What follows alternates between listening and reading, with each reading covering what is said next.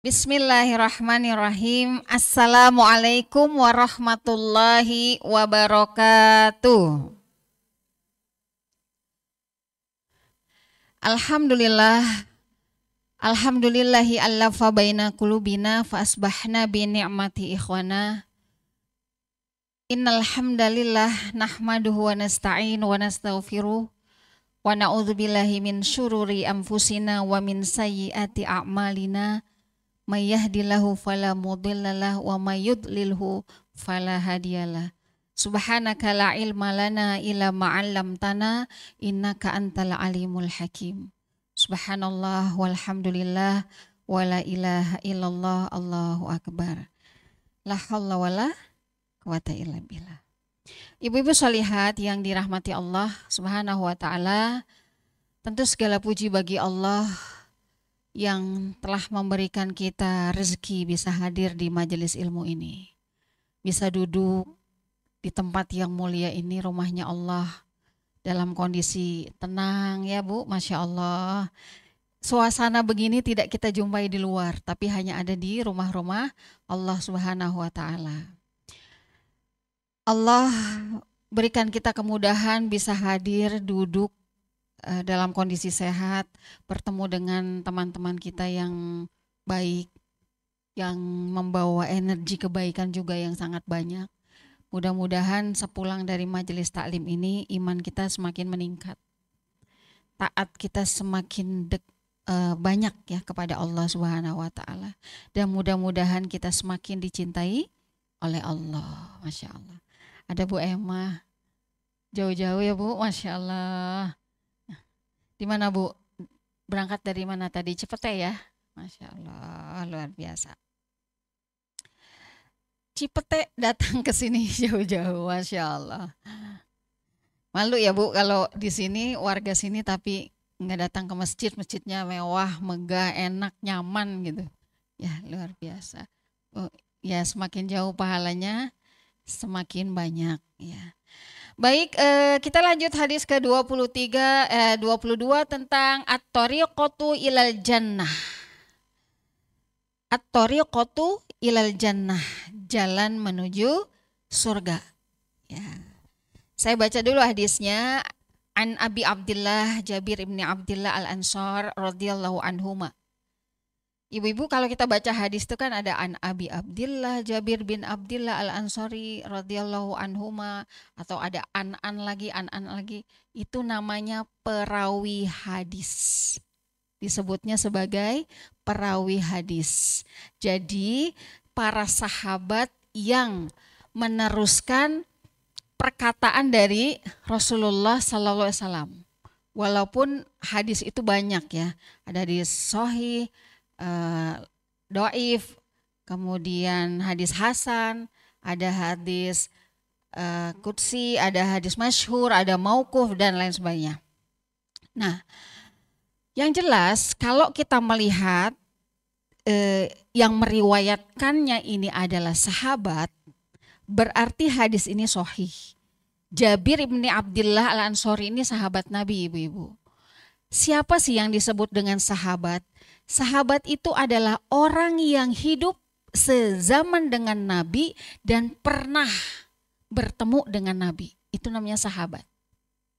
Ya. Kalau tabi'in sezaman dengan Nabi tapi belum pernah bertemu dengan Nabi. Nah, Jabir ini udah pernah. Ya, jadi ini termasuk sahabat yang dekat sekali ya dengan Rasulullah SAW, maka hadisnya masuk di hadis arba'in, karena hadis arba'in hadis yang sudah dikumpulkan ya dari sisi kesohihannya. Itu makanya dipilihlah arba'in 40. Ya, kalau kita menguasai 40 hadis ini sama aja kita sudah menguasai hadis-hadis yang ada di kitab Riyadhus Shalihin, hadis Muslim, hadis Bukhari. Itu intinya di sini. Masya Allah. Kenapa ada hadis Muslim, Bukhari, kemudian Riyadhus Shalihin? Di situ babnya banyak. Misalnya bab niat aja hadisnya bisa 100. Bab wudu hadisnya mungkin bisa 200. Makanya kitabnya dibikin tersendiri. Ada hadis Sahih Muslim, ada hadis Sahih Bukhari, ada hadis Imam Ahmad dan lain sebagainya. Begitu. Jadi ibu-ibu, hadis arba'in ini adalah hadis pokok dalam ajaran agama kita. Ini intisari ya dari semua hadis yang ada di kitab-kitab lainnya. Nah, beliau mengatakan anna rojulan sa'ala Rasulullah SAW. Jadi Jabirnya mengatakan ada seorang laki-laki yang bertanya kepada Rasulullah SAW. Siapa laki-laki ini? Laki-laki ini namanya Nu'man. Ya, kalau ada kitab di sebelahnya ada tuh keterangannya. Ya. Nu'man al-Qaza'i. Dia seorang sahabat Nabi yang pincang kakinya. Tapi terdepan dalam membela agama Allah. Ya. Ikut dalam perang Badar dan syahidnya ada di perang Uhud, Masya Allah. Karena kalau di perang Badar itu kan kita menang ya, ibu-ibu. Di perang Uhud kita kalah. Itu. Nah, Nu'man al-Qaza'i ini ikut perang Badar tapi dia wafatnya di perang Uhud. Nah, itu. Kemudian beliau mengatakan, saya bersumpah wahai Rob yang Maha Agung, matahari itu tidak akan tenggelam sampai aku bisa menapakkan satu kakiku ini ke surgamu. Masya Allah. Jadi memang syahidnya dijemput banget sama Nu'man al-Qaza'i ini. Dan ternyata benar kata Rasul.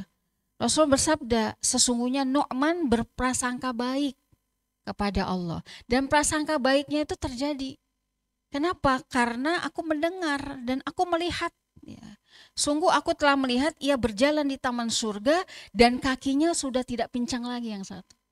Masya Allah. Makanya di sini kenapa pentingnya kita itu untuk berprasangka baik pada Allah, ibu-ibu. Gitu. Bisa jadi kenyataan. Gitu. Ya. Nah itu kita lanjut. Itu ya. Jadi laki-laki itu adalah Nu'man al-Qaza'i, seorang sahabat yang ikut perang Badar tapi syahidnya di perang Uhud, yang pincang, tapi dia tidak mau ketinggalan dalam membela agama Allah.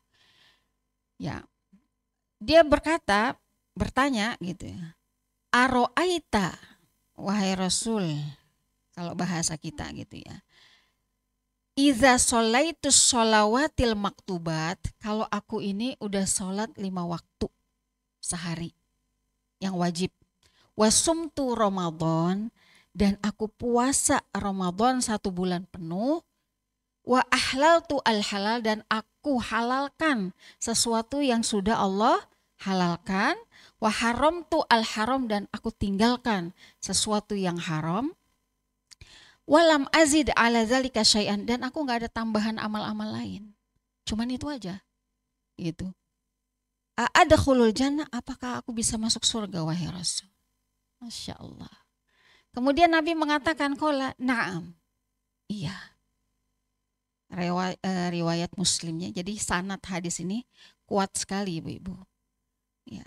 Kalau di bawahnya itu wa makna haramtu al-haram, itu arti dari haramtul al-haram itu ijtanabahu. Jadi kita menjauhi ya dari perbuatan yang haram. Makna ahlaltu al-halal fa'altuhu mu'taqidan hilal. Jadi kita mengamalkan dengan keyakinan kita apa sesuatu yang sudah Allah tetapkan. Itu maksudnya. Nah itu. Jadi Nu'man al-Qaza'i ini bertanya kepada Rasul, Rasul, kalau aku ini cuman sholat 5 waktu, puasa bulan Ramadan, aku halalkan apa yang Allah halalkan dan aku jauhi apa yang Allah haramkan, dan gak ada amal yang lain. Aku gak sedekah, kemudian aku puasa juga sedikit, puasa sunnah maksudnya ya, puasa sunnah sedikit, baca Quran aku juga cuman pas-pasan gitu. Dan pokoknya aku cuma lakuin itu, apa aku bisa masuk surga? Kata Nabi, faqal na'am, iya. Tapi dengan syarat kita tidak menyekutukan Allah Subhanahu wa Ta'ala. Karena pintu kebaikan tertutup dengan bab asyirku, bab syirik. Sekalipun ahli ibadah di satu sisi dia masih percaya dengan hal-hal yang mistis gitu ya, dengan hal-hal yang bentuknya kemusyrikan, maka ini ahli ibadahnya hilang. tertutup semuanya. Gitu. Nggak bisa dia masuk surga sebelum dia bertobat. Karena syirik itu dosa yang harus kita bertaubatan nasuha ya, termasuk dosa besar. Nah itu, kalau dia bertobat diampuni. Dosa besar itu kalau kita bertobat diampuni. Ya, taubatan nasuha. Dan Allah nggak pernah tidak mengampuni hambanya. Makanya kan gini, bertobatlah kamu kepada Allah sampai kamu lelah, karena Allah nggak pernah lelah buat ngampunin hambanya. Kita udah istighfar, ya kan? Terus buat dosa lagi. Enggak, kalau syirik kan dosa besar. Iya, harus taubatan dulu, taubatan nasuha. Ya, ya kecuali itu namanya orang yang sudah mempermainkan gitu ya. Nah itu. Ini dalam konteks dosa besar, dosa kecil ya, ibu-ibu sekalian. Kalau kita ini banyak, gak ada lah orang hidup ini gak punya dosa gitu. Ya, kita melakukan banyak dosa. Terus kita tuh taubat, ya Allah saya taubat ya Allah, istighfar segala macam gitu. Terus kita hilaf lagi gitu. Apa terus ya Allah benci, udahlah gak mau, kamu udah kayak gitu terus. Udah datang 3 kali ya, taubat, ulangin lagi, taubat, ulangin lagi. Allah gak akan bilang gitu. Sampai nanti kita wafat itu dalam keadaan kita beriman kepada Allah gitu. Pasti Allah ampuni terus. Pokoknya yang penting ruh dengan jasad ini belum terpisah, kita punya niat mau taubat ke Allah, taubat itu artinya kembali Bu, kembali. Karena dalam kehidupan manusia itu pasti manusia itu mengalami satu titik di mana dia pengen ketemu sama Allah, gitu, ya. Jadi saya kayaknya udah lelah ya dengan kehidupan dunia. Semua saya sudah punya gitu. Tapi kok saya merasa hidup masih ada kurangnya. Di mana kurangnya? Saya mau cari Allah Bu. Beberapa waktu lalu saya pernah naik Grab dengan seorang tukang Grab ya. Dia itu GM di perusahaan yang kerjasama dengan PLN ceritanya. Ya pokoknya kerjaan gitulah ya, perusahaan kerjasama dengan PLN. Semua sudah saya dapatkan Bu gitu. Karena beliau habis jemput saya di masjid, jadi tahu kalau saya habis ngisi pengajian di situ. Jadi pas perjalanan pulang, dia cerita-cerita, Ibu, saya begini Bu. Kenapa ya saya belum merasakan puas hidup ini gitu. Kayaknya saya ada yang masih saya cari. Iya. Siapa yang dicari Pak kira-kira? Tuhan saya Bu. Saya belum menemukan Tuhan saya, katanya. Gitu. Kasihan anak-anak saya ya Bu gitu. Ya, itu cerita singkatnya. Saya bertanya awalnya, kenapa Bapak nge-Grab gitu dari seorang GM ya gitu ya, sebuah perusahaan besar gitu. Aduh Bu, uang saya berlimpah. Istri anak saya mau apa saja saya beliin. Gak pernah saya nolak. Tapi saya tahu Bu, itu uang haram. Satu kali yang membuat saya berbalik itu adalah ketika saya suruh anak saya sholat. Saya dibentak sama anak saya. Ya, istri saya nggak taat sama saya. Ya Allah, apa ini karena nafkah yang saya bawa ini nggak halal gitu. Karena saya cari Allah di sana. Ya, dalam perjalanan kami ceritalah ya begitu gitu. Ya, mudah-mudahan saya ada dakwah juga dengan beliau. Gitu. Nah, artinya begitu ibu-ibu. Kita ini hidup pasti ada dosanya gitu. Tapi jangan pernah lelah, ya, jangan pernah lelah, minta terus, istighfar terus, ya. Makanya kenapa kita dianjurkan tuh setiap malam ya, sebelum tidur itu kita taubat. Ya, ada orang-orang yang melakukan sholat taubat, ada yang cuma istighfar aja mau berapa kali, nah, seperti itu. Nah, ibu-ibu sholihat, jadi kalau kita lihat di sini bahwa Rasulullah Shallallahu Alaihi Wasallam itu adalah rahmat ya buat kita. Ya. Kenapa rahmat? Iya, karena Rasul itu menyelamatkan kita dari kesesatan dan mengarahkan kita pada petunjuk Allah Subhanahu Wa Taala. Kalau bahasa ibu-ibu Majelis Taklim, yang membawa kita dari alam kegelapan menjadi alam terang benderang ya, seperti itu kan biasanya ibu-ibu Majelis Taklim. Itu yang dimaksud. Karena Rasul itu adalah rahmat. Ya. Allah utus sebagai rahmat. Ya. Rahmat itu apa? Bisa jadi bukan hanya kasih sayang rahmat itu. Tapi petunjuk. Orang yang mengarahkan, orang yang membimbing Dan Nabi kita udah membimbing kita, Ibu sekalian, memberikan petunjuk kepada kita. Salah satunya lewat apa? Ya, lewat rukun Islam yang 5 itu. Nah, kalau kamu Islam, ya lakuin aja yang 5 ini. Udah, kamu jangan syirik. Insya Allah masuk surga. Kenapa, Bu? Kalau nggak Islam ya nggak bisa masuk surga. Mm-mm.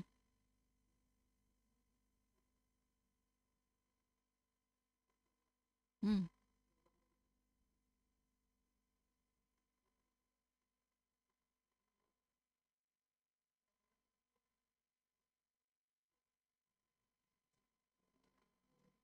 Mm. Ya, ya.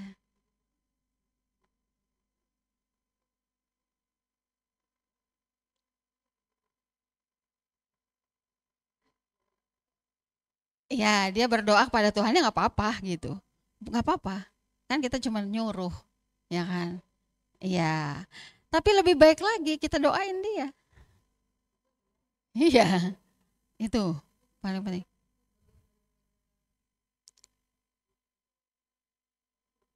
Iya, ya, enggak sama Tuhannya nggak apa-apa. Itu tetap lakum dinukum ya gitu. Nah itu. Nah itulah yang disebut sebagai rahmat. Ya, orang yang mengarahkan, orang yang membimbing, ya, orang yang membuat kita ini dari bodoh menjadi berilmu. Perantaranya siapa? Rasul. Makanya ini di bulan Maulid ya dianjurkan untuk memperbanyak salawat. Dan salawat salah satu wasilah juga bisa memberikan syafaat nanti kepada kita di hari kiamat. Ya, itu. Nah, baik, yang kedua, merindukan surga. Ya, kalau kita melihat Nu'man Al-Khazai ini adalah seorang sahabat yang merindukan surga. Sampai-sampai dia tuh penasaran dan bertanya kepada Nabi, "Ya Allah, ya Nabi, ya Rasul, kalau aku cuman sholat, cuman puasa gitu kan, iya nih jalanin yang halal, ninggalin yang haram, udah nggak ada tambahan lagi, bisa nggak sih kira-kira aku masuk surga?" Gitu. Saking merindukan surga, tapi pengen kepastian dari Nabi gitu. Jadi kalau belum dikasih kepastian sama Nabi kan belum puas ya para sahabat itu gitu. Nah itulah ibu sekalian ya. Jadi masya Allah. Nah kalau kita lihat di sini ya ada beberapa hadis ya, ada 4 hadis yang menunjukkan kepada kita bahwa mau masuk surga itu mudah kok gitu. Ya, hadis pertama Rasul bersabda, beribadah kepada Allah tidak menyekutukannya sedikit pun, kamu sholat, kamu menunaikan zakat, kamu menyambung silaturahim, dakhalal jannah. Kamu bisa masuk surga. Ini tambahan ya hadis lain. Gitu. Hadis yang kedua dari Muslim, tunjukkan kepadaku yang perbuatan yang bisa mendekatkanku ke surga dan menjauhkanku ke neraka. Apa kamu sholat, kamu puasa, kamu tidak menyakiti tetangga, dakhalal jannah. Gitu. Hadis ketiga, apa amal yang bisa nyampein kita ke surga? Puasa Ramadan, terus silaturahim. Nah itu. Terus 2 hal yang saya tanyakan kepadamu, apakah yang bisa menyelamatkanku dari api neraka dan memasukkanku ke surga? Kemudian Rasul menjawab, ya, sembahlah Allah, jangan menyekutukannya sedikit pun, tegakkan sholat wajib, tunaikan zakat, berpuasa di bulan Ramadan, dan bergaullah dengan orang lain secara ma'ruf, secara baik. Selesai Bu. Iya. Udah gitu aja kita bisa masuk surga kok insya Allah kalau kita yakin dan kita berprasangka baik sama Allah. Maka kita ini ibu sekalian hidup ini fokus pada tujuan kita masing-masing.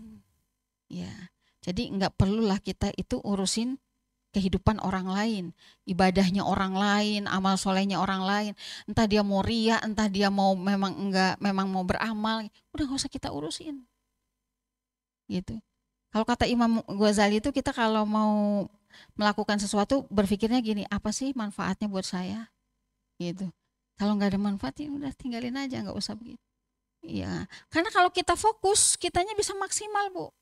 Tapi karena kita nggak fokus, ibadah nggak fokus, ya amal soleh yang juga nggak fokus, masih nyabang gitu ya, urusan ibadah orang dipikirin, amal orang dipikirin, akhirnya kita nggak maksimal, gitu.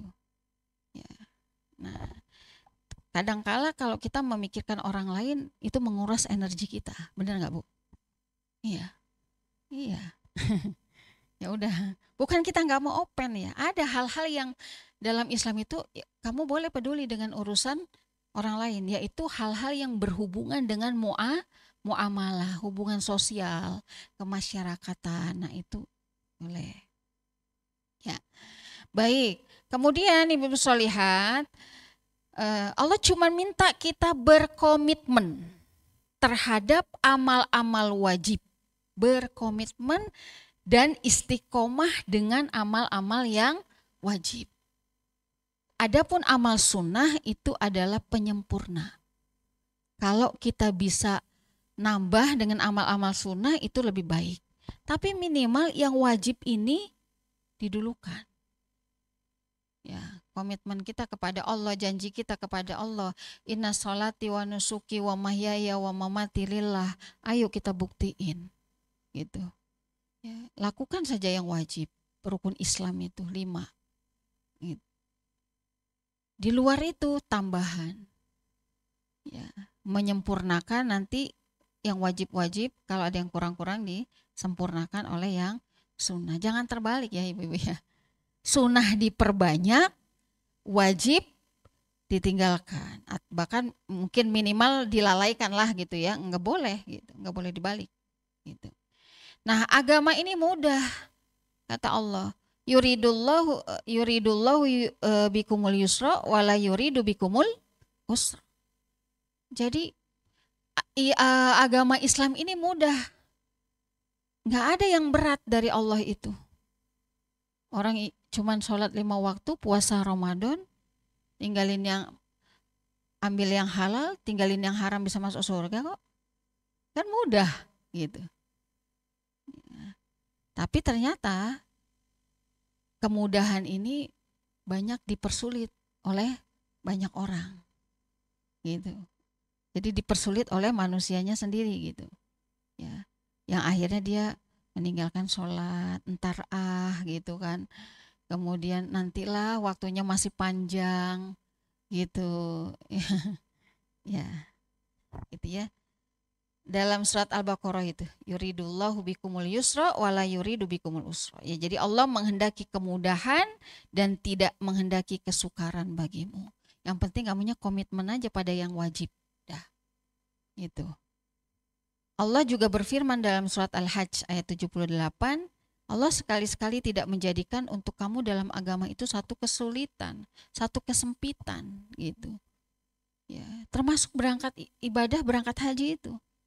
Itu Allah nggak menyulitkan. Makanya haji itu wajib bagi yang mampu. Kalau nggak mampu, emang masuk neraka? Ya enggak. Ya nggak mampu, gitu. Beda lagi dengan orang yang mampu tapi nggak mau. Nah, itu urusannya dengan Allah. Ya, mampu, hartanya banyak, gitu. Keliling dunia sudah dijalanin, gitu ya. Tapi berangkat umroh, berangkat haji belum mau. Oke lah kalau berangkat haji mungkin tuh ibadah yang akbar ya, yang besar gitu. Minimal umroh dulu gitu. Tapi ternyata hatinya juga belum mau. Kan ada sesuatu yang salah di sini. Gitu. Ibu-ibu solihat, Haramain tuh punya daya magnet yang sangat kuat sekali. Jadi kalau kita belum tertarik untuk ke sana, dan kita nggak bisa ditarik oleh magnetnya, maka ada sesuatu yang salah atau ada sesuatu yang perlu kita perbaiki dari diri kita. Buktinya orang yang udah berangkat ke sana kalau pulang baru nyampe sini pengen lagi. Nah itu betul tuh imannya seperti itu. Ya, nggak ada ceritanya orang yang udah berangkat ke sana balik ke sini kalau ditanya Bu mau ke sana lagi nggak gitu. Enggak lah, soalnya di sana berjubel-jubel, ibadah susah segala macam. Enggak ada cerita kayak gitu. Jadi, nah, kebanyakan orang begitu. Belum dipanggil sama Allah gitu. Kamu mau nggak dipanggil sama Allah? Belum ada panggilan gitu. Iya. Ya kamu pikirkanlah gimana caranya Allah bisa memanggil kamu gitu. Kan seperti itu ya. Nah itu ibu-ibu. Masya Allah. Enak ini. Ya, tadi saya gini. Nah gitu ya. Jadi ibu-ibu sekalian, kewajiban syariat itu mudah. Haji mastata'tum Allah bilang. Kalau kamu mampu. Kalau kamu nggak mampu, nggak apa-apa. Nggak juga bikin kamu masuk neraka. Yang penting 4 ini kamu berkomitmen. Apa Bu? Syahadat, sholat, zakat, puasa. Ini aja. Gitu. Puasa juga udah yang wajib aja, sholat yang wajib aja, udah. Gitu. Gak usah ditambah-tambah. Ya. Nah, itu ya. Nah, kalau di sini kan banyak penjelasan ya, saya lewatin aja. Ini penjelasan tentang zakat, haji gitu ya, urgensi sholat dan puasa gitu. Ini yang tadi yang saya sebut tentang rukun Islam. Nah, itu. Ya. Nah, yang berikutnya adalah tadi sudah sholat, sudah puasa, halal dan haram di poin ke-9. Ya. Halal dan haram hanya dari Allah. Ya. Jadi pada prinsipnya keimanan itu adalah keyakinan. Ya. Keyakinan terhadap yang halal dan yang haram. Ini juga tentang iman kita. Iman kita lah yang bisa memilih hukum itu. Ada hukum halal, ada hukum haram, ada hukum wajib, ada hukum sunnah, ada hukum makruh. Iya. Apalagi Bu? Mubah. Gitu. Nah, ini semua ada pada hati kita gitu. Kita mau melakukan, kalau tadi hadisnya kan menyebutkan wa ahlaltu al halal. Aku kerjakan ya Allah sesuatu yang Engkau perintahkan, yang Engkau halalkan, ya, yang Engkau syariatkan. Dah, pokoknya aku nggak melanggar. Gitu. Dan aku tinggalkan sesuatu yang Engkau larang. Gitu. Ya. Nah, ini keimanan. Gitu. Semakin baik iman kita, maka kita semakin ihtiyat terhadap halal dan haram. Gitu. Ya, oke.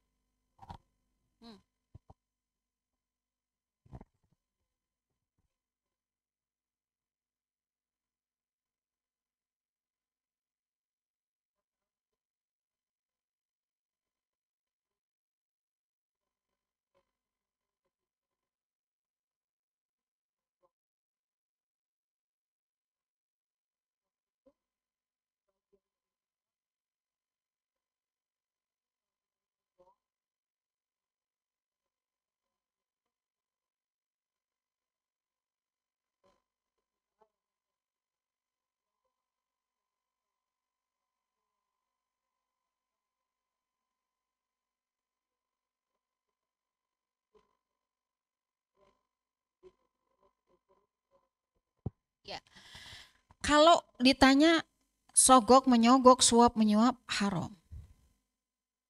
Haram. Pasti gitu. Tapi kita lihat kondisi. Kalau kita beralih dari fikih, kalau yang haram tadi itu berarti fikih patennya ya. Fikih ibadahnya itu emang begitu tuh dalam kitab Said Sabiq. Tapi kalau kita mau melihat bab kontemporernya, fikih kontemporernya, kita lihat maslahat dan mudarat di situ. Kalau proyek ini tidak kita ambil dan ini akan diambil oleh orang-orang Yahudi, orang-orang kafir, orang-orang dan musuh-musuh Islam, gitu, dan nanti akan merugikan umat Islam itu sangat banyak, maka ambil. Jadi itu namanya ijtihad. Udah pakai istihad ya, pakai istihad. Istihad itu ibu-ibu, kalau kita benar 2 pahalanya, tapi kalau kita salah 1 pahalanya. Nah, seperti misalnya Bukan hanya itu aja ya. Dalam dunia apa namanya, yang gampang ya ibu-ibu, dalam dunia perpolitikan itu. Kalau umat Islam tidak menyalurkan suaranya gitu, aspirasinya, akhirnya suaranya itu nanti dialihkan ke tempat-tempat lain. Ya, yang tidak pro Islam gitu. Itu akan jauh lebih bahaya gitu. Nah, ini kalau kita pakai cara pandang fikih kontemporer begitu. Ya, kalau hukum aslinya ya suap menyuap nyogok itu ya apapun bentuknya haram. Gitu. Ya. Ya.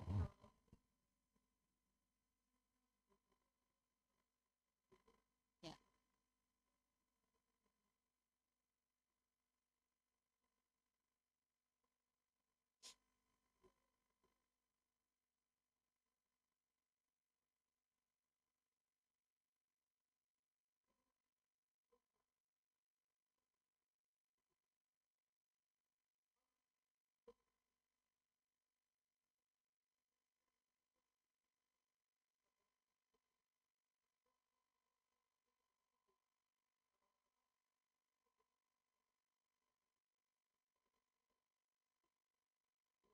Ya. Kalau personal itu beda Bu. Kalau personal al halalu bayyinun wa haramun bayyinun wa bainahuma mustabihat, hadis kita yang keempat kalau nggak salah. Kalau untuk personal kita harus strength karena ini hubungannya dengan diri kita, dengan jiwa kita. Iya, tapi kalau corporate ya ini nggak bisa kita sendirian gitu. Ya, jadi beda. Eh, Nah, ya, jadi kalau corporate itu banyak lah pertimbangan dan dia sudah masuk ke fikih aulawiyat masuknya gitu. Jadi fikih prioritas, fikih kontemporer masuknya. Tapi kalau untuk pribadi, oh kita harus strength. Yang tadi pakai hadis yang keempat. Ini jelas halalnya ambil. Iya, itu pertimbangannya gitu. Kalau untuk pribadi kita harus jangan ambil yang abu-abu, jangan. Tinggalkan. Ya seperti tadi supir Grab ini. Dengan gaji ratusan juta Bu, saya sekarang sehari cuma dapat sekian, nggak apa-apa. Tapi Bapak merasakan keberkahan kan? Iya Bu, alhamdulillah. Saya bisa sholat di masjid, saya bisa nemenin anak saya belajar. Aduh anak saya ngaji, aduh saya jadi haru gitu ya. Apa ya, berani melepaskan ratusan juta demi untuk yang begini gitu kan, jarang orang seperti itu. Kalau bukan dari Allah gitu. Ya, iya, iya karena harta nggak menjamin kebahagiaan. Iya, gitu. Masya Allah. Iya. Terus Pak, berkah itu bukan banyak ya Pak gitu. Iya betul Bu katanya. Berkah itu pokoknya kalau saya butuh Allah kasih. Nah, itu betul saya bilang gitu. Iya gitu. Jadi ya gitu. Baik ya. Surat Al-Maidah ayat 87. Hai orang-orang yang beriman, janganlah kamu haramkan apa-apa yang baik yang telah Allah halalkan bagi kamu. Dan janganlah kamu melampaui batas. Sesungguhnya Allah tidak menyukai orang-orang yang melampaui batas. Ya, ada orang-orang yang terbalik. Sesuatu yang Allah halalkan dia haramkan. Contohnya apa? Puasa sepanjang hari. Nggak boleh. Ya. Puasa itu ada waktunya, kita ada saatnya untuk berbuka gitu. Jadi kalau kamu puasa terus-menerus waktunya buka kamu nggak berbuka, kamu termasuk orang yang melampaui batas gitu. Maka di akhir ini ya, Rasul berkata kepada para sahabat yang tadi apa namanya berlebihan tadi ya, yang melampaui batas itu, akan tetapi saya sholat, saya tidur, kata Rasul. Iya, kenapa? Iya, takalluf namanya. Iya. Saya sholat, saya tidur, saya puasa, saya berbuka, saya menikah, saya punya nafsu, kata Nabi.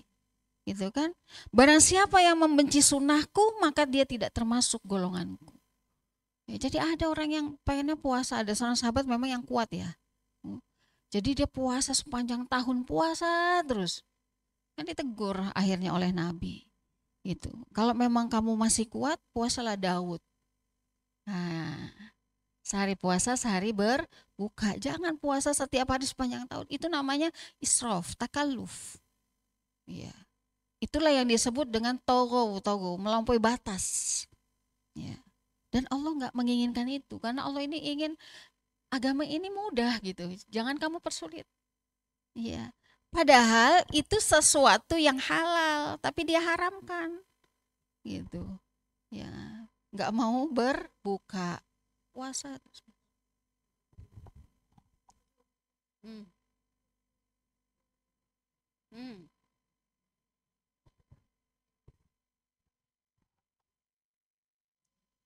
Kalau kita sudah terbiasa, sebaiknya dilanjutkan. Tapi kalau kita ini puasanya nggak rutin gitu loh Bu, mungkin sebulan ini kita puasa Seninnya sekali, Kamisnya sekali, maka lebih wajib menghormati tamu yang mengundang gitu. Tapi bagi orang yang sudah terbiasa dan dia tidak pernah meninggalkan satu kali pun puasa Senin Kamis, maka sebaiknya dilanjutkan gitu ya, tergantung. Ya. Terus tergantung kebutuhan juga siapa yang mengundang gitu. Ya, siapa yang mengundang. Kalau keluarga ya lebih sunnahnya, lebih utamanya kita berbuka gitu. Ya, walaupun sudah terbiasa. Kalau keluarga itu bentuk ihtiram kita ya kepada keluarga. Karena keluarga itu adalah orang yang harus kita utamakan ya. Sebelum tetangga yang jauh. Nah, itu. Baik, Ibu-ibu sekalian. Itu ya. Kira-kira isi dari hadis yang ke-22. Jadi jalan menuju surga itu sulit atau mudah Bu? Mudah, mudah. Terus kira-kira kita masuk surga enggak?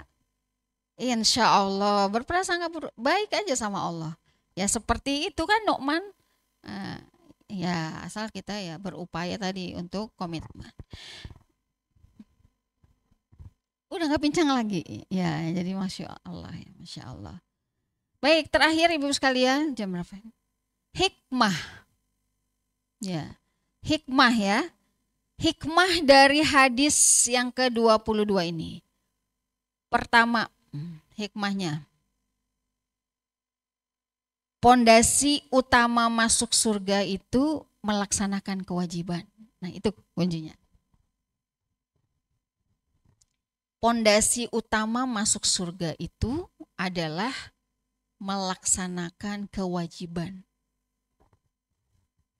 Yang wajib-wajib. Ya. Wabil khusus sholat fardu dan puasa Ramadan. Karena itu tiangnya agama. Ya. Tiang utama. Ya, tiang utama. Jika itu dilakukan dengan ikhlas ya ibu-ibu sekalian, maka bisa menjadi sebab masuk surga. Jadi pondasi utama masuk surga itu adalah melaksanakan kewajiban-kewajiban. Kemudian yang kedua, menghalalkan yang halal dan mengharamkan yang haram. Artinya apa? Menghalalkan yang halal dan mengharamkan yang haram. Artinya seorang muslim itu wajib taat pada hukum Allah. Udah taat aja gitu. Yang diperintah kerjain, yang dilarang tinggalin. Gitu. Tidak mengubah, tidak menambah, tidak mengurangi, ya. Pokoknya sesuai perintah Allah. Dan tidak melebihi. Ya, tidak melampaui batas. Itu hikmah yang kedua ya Ibu. Yang ketiga, jalan ke surga itu terbuka lebar. Walau hanya dengan mengerjakan amal yang wajib. Tanpa sunnah, nggak apa-apa. Gitu. Ya. Karena amal sunnah itu ya dianjurkan untuk menyempurnakan amal-amal yang kurang, amal-amal wajib yang kurang gitu. Nah itulah bentuk kasih sayang Allah. Allah tuh nggak maksain kita gitu. Yang penting kamu wajib aja dulu deh gitu. Nanti kalau hatimu udah nikmat beribadah pasti akan dia akan mencoba nanti. Tambahin sholat sunnah rawatib, sholat sunnah duha, itu pasti begitu. Allah kan bimbing terus. Tapi kalau wajib udah ditinggalin, walah bahaya. Gitu. Bisa membuat orang tuh kayaknya terlempar gitu. Ya, gitu. Kemudian yang keempat, kesederhanaan ya dalam beragama. Ya. Kesederhanaan dalam beragama. Maksudnya apa? Agama itu mudah. Jadi harus disampaikan dalam bahasa yang mudah juga gitu kepada orang-orang awam di luar sana. Apalagi orang-orang yang baru mau belajar Islam. Jangan dikasih yang berat.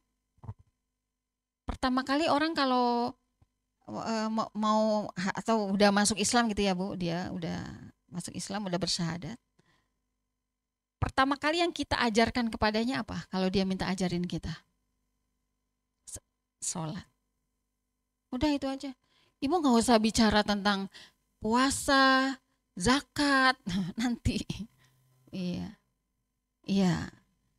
Di akhirat juga pertama kali yang dihisap sholat. Ya, jadi yang kita arahkan kepada kalau ada seorang mu'alaf gitu ya, ya sholatnya, sholat 5 waktu, udah. Nanti itu seiring berjalannya waktu itu, kalau dia sholatnya bagus, 5 waktunya ini taat, tapi biasanya gitu ya, mu'alaf tuh lebih disiplin, lebih tertib gitu sholatnya. Itu nanti Allah pasti kasih kok, kasih petunjuk, kasih kenikmatan, akhirnya dia bertanya lagi, ya proses. Gitu. Nah itulah yang dimaksud agama ini sederhana, agama ini mudah, jangan disampaikan dengan bahasa yang berat. Ya, sekalipun wanita gitu ya, perempuan dia belum berhijab gitu. Tapi biasanya kalau mualaf dikasih selendang ya, dikasih selendang. Ya nggak apa-apa, udah dia cuma pakai selendang nggak apa-apa. Nanti dia juga akan bertanya ketika ngelihat oh muslim-muslim itu kok cara pakai jilbabnya banyak ya, berbeda-beda ya, gitu. Nanti kita akan mencari. Gitu ya.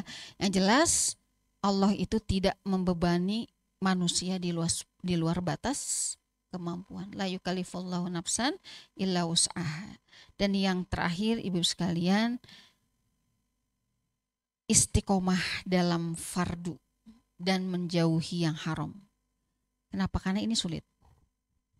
Istiqomah pada yang fardu, yang wajib, dan istiqomah dalam menjauhi yang haram. Sulit apa mudah, Bu? Sulit. Ya. Istiqomah itu sulit. Istiqomah lebih penting daripada banyak amal sunnah gini. Istiqomah pada amal yang wajib itu jauh lebih penting daripada mengerjakan sunnah yang banyak. Paham nggak Bu? Iya, jadi iya. Istiqomah pada amal yang wajib itu lebih utama daripada kita mengerjakan amal sunnah yang banyak gitu. Artinya amal wajib sedikit tapi kamu istiqomah itu lebih utama. Tanpa kamu mengerjakan amal sunnah juga nggak apa-apa. Sunnah itu kan tambahan. Ya, itu proses, itu bagian dari proses. Ada waktunya nanti. Gitu. Karena sifatnya tambahan supaya kita lebih dicinta sama Allah. Nanti di akhirat kan ditanya, wahai wahai Nabi, ini umatmu ini segini nih poinnya, pas-pasan. Adakah dia mengerjakan amal sunnah? Nah dilihat, dibuka catatan oleh malaikat. Gitu. Akhirnya, ternyata wah sholat duhanya banyak, sholat malamnya nggak pernah tertinggal. Nah itu bisa menutup. Nah itu ya ibu-ibu sekalian. Jadi intinya adalah jangan meremehkan amal yang wajib karena sudah terbiasa, udah biasa ini gitu. Jangan.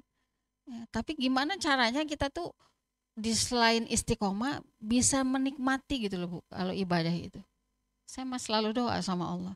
Ya Allah, kasih kenikmatan sih kalau lagi sujud. Ya Allah kasih kenikmatan sih saat lagi baca Quran. Ya Allah kasih kenikmatan ketika berdoa dan seterusnya. Kayak ngomong sendiri aja gitu sama Allah gitu. Ya, kenapa? Karena kalau kita udah nikmat Bu, enak ibadah itu. Ya, sholat kita tunggu-tunggu. Ya, baca Quran bukan hanya ada sekedar ada Quran di tas kita, bukan, tapi di sela-sela waktu kita baca artinya, baca Quran. Kemarin saat saya kan masih kuliah ya ibu-ibu, dosen saya nanya gini, Bapak Ibu ada nggak yang sudah menyelesaikan baca Quran terjemah sampai hatam gitu. Ternyata cuma saya doang, yang lain nggak pada bisa kan, karena yang sudah hatam saya, jadi pertanyaannya kan banyak ya, saya banyak ditanya sama dosen sama ustadz tuh gitu. Jadi artinya, nah itulah kelemahan umat Islam ya. Umat Islam itu mampu membaca Arab Al-Quran, mampu menghafalkannya, tapi yang paham sedikit gitu. Makanya kenapa tuh kita tuh perlu tadabur ibu-ibu, supaya kita tuh paham ini arahnya nih kemana sih, Allah ini mau bawa kita ini kemana sih sebenarnya gitu. Gitu. Ya, jadi saya anjurkan juga ibu-ibu untuk mulailah membaca terjemahan Al-Qur'an. Nggak mudah, jauh lebih sulit, Bu. Ya. Makanya kalau terjemahan udah Qur'annya satu aja, khusus terjemahan. Kalau lagi baca terjemahan Qur'an, nggak usah baca Arabnya. Nanti karena nanti kita nggak akan paham. Al-Quran itu kan sastranya tinggi ya gitu. Kadang-kadang kita lagi baca arti surat Al-Baqarah, nanti diulang lagi di Maryam misalnya gitu. Cerita Bani Israel di Al-Baqarah ada, nanti di Al-Kahfi ada Bani Israel lagi. Ada gitu. Supaya fokus aja. Kalau fokus kan kita jadi tahu tuh alurnya gitu. Tapi kalau kesekat dengan bahasa Arabnya itu agak bingung kita gitu. Jadi boleh aja, boleh. Boleh, itu kan cuma metode ya. Jadi Quran khusus yang untuk baca bahasa Arab satu, kalau saya itu ya. Yang terjemah satu. Kalau terjemah kayak baca buku aja. Jadi di sela-sela waktu, ada waktu ya baca terjemahan gitu. Benar. Tuh.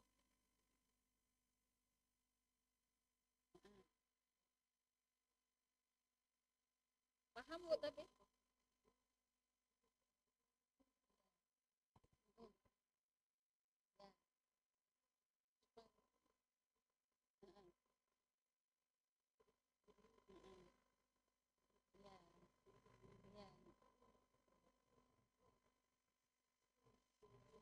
Iya,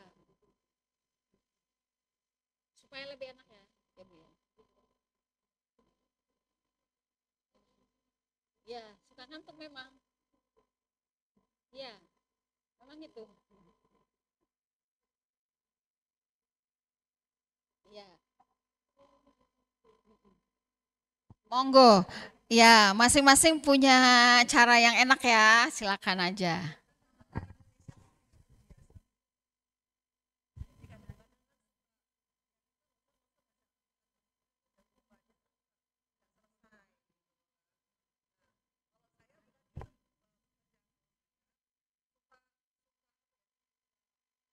Dengar. Iya.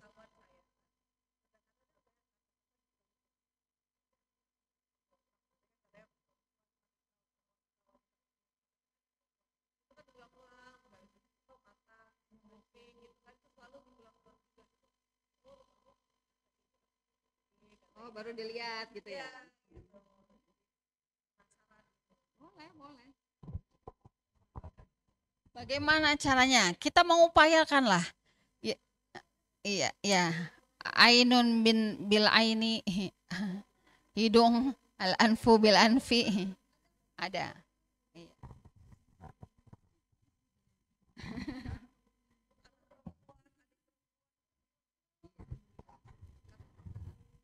Betul, betul. Memang Al-Quran itu Sebenarnya ya ibu-ibu, banyak perkataan yang diulang-ulang. Banyak perkataan yang diulang. Makanya menghafal Quran itu pada hakikatnya sebenarnya murjaah. Ngulang-ngulang sebenarnya. Enggak hilang.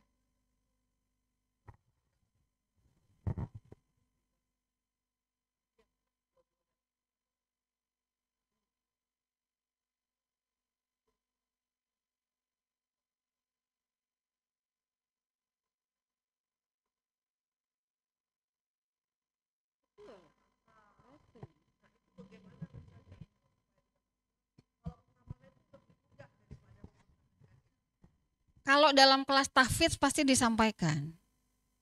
Pertama, orang mau menghafal itu, kalau saya gurunya, saya tanya dulu kesiapannya. Siap ngulang-ulang nggak? Gitu. Kalau cuma mau menghafal, nggak bisa. Karena apa yang sudah dihafal, konsekuensinya itu harus diulang-ulang. Nah, kalau misalnya dia udah hafal nih 30 juz, terus udah sekarang tuh nggak tahu lah ya masih ada yang nyangkut atau enggak gitu. Berarti dia harus siapkan waktu setiap hari untuk murojaah. Enggak, satu hari cukup setengah. Kalau teman saya itu ada yang 4 lembar, tergantung kemampuan. Ada yang setengah juz, ya tapi nyambung terus. Ya, itu namanya mulazamah dan harus ada gurunya. Maksudnya harus ada yang nyimak, nggak bisa sendiri. Iya,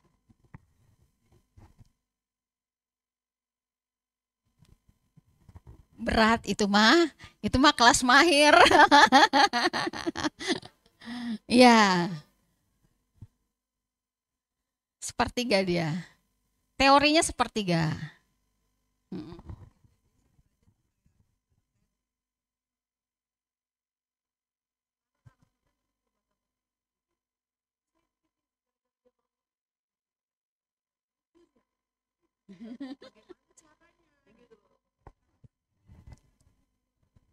Iya, memang kelas tahfidz begitu, pasti disampaikan. Kalau mau menghafal, mau mengulang, gitu. Terus menerus. Jadi kalau para hafiz itu kan sekarang banyak ya. Tapi yang mutqin itu mungkin nggak banyak. Mutqin itu dobit kuat hafalannya, gitu. Tapi kalau sekedar setor 30 juz sudah selesai disetor banyak. Setelah itu di wisuda. Ya.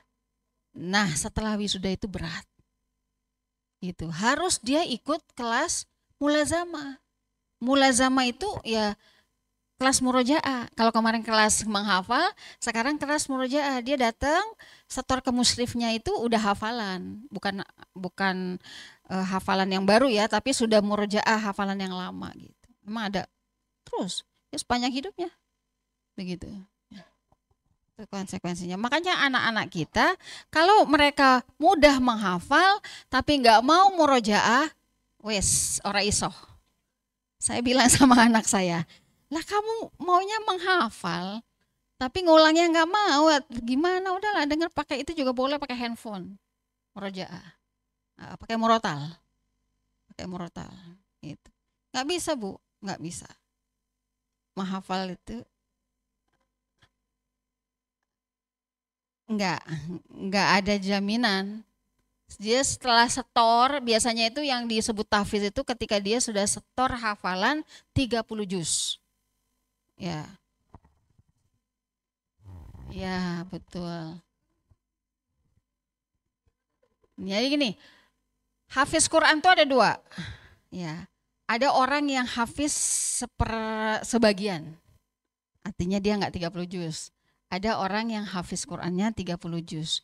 Ada orang yang mungkin baru berproses, baru punya niat nih mau ngafalin Quran. Tiba-tiba dia wafat misalnya. Ini semua masuk dalam kategori orang yang hafiz Quran. Masya Allah. Makanya sayang. Kita kalau nggak punya niat mau ngapalin Quran tuh sayang, Bu. Gitu. Iya. Makanya Allah tuh lihat proses kita. Allah tuh lihat proses kita. Sejalan. Ya.